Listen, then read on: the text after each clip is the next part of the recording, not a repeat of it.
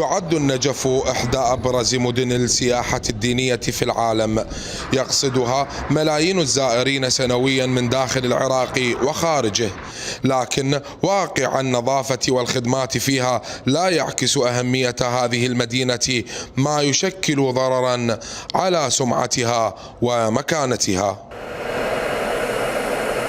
يعود ملف النفايات إلى واجهة المشهد الخدمي مجددا نتيجة لغرق شوارع المدينة بأكوام الأوساخ، فيما يطالب الأهالي برفع الأوساخ من الشوارع وإنهاء حالة الإهمال التي تعاني منها المدينة.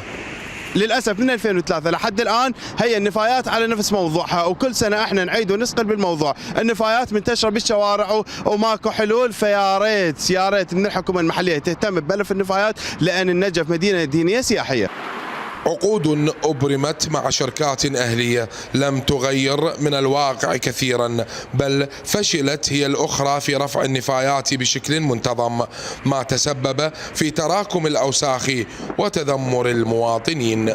بعد ما فشلت بلدية محافظة النجف في ملف النفايات، قرروا المسؤولين داخل المحافظة أن يتعاقدون مع شركات أهلية كردية لمعالجة هذا الملف. قلنا الله راح تعالج الملف، لكن كالعادة الشركات فشلت. السؤال، إذا كانت الحكومة تتعاقد مع شركات أهلية، شنو دور البلدية؟ آليات البلدية وموظفينها والمليارات اللي جاي تنصرف، وبالأخير نتعاقد ويا الشركات حتى تشيل الزبالة من الشوارع؟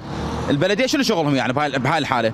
صار دور البلدية بالمحافظة فقط أنه يأخذون إيجارات من أصحاب المحال التجارية أو ينطون مشاريع لسياسيين أو شخصيات داخل المحافظة.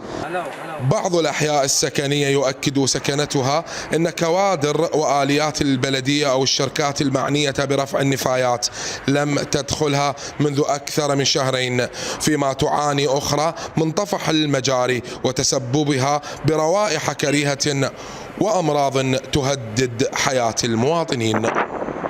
بين تخلي البلدية عن مسؤولياتها وتهاون الشركات المتعاقدة، تبقى شوارع النجف أسيرة للنفايات، بينما تنتظر المدينة حلولا تليق بمكانتها الدينية والتاريخية. من النجف حسام الكعبي، UTV.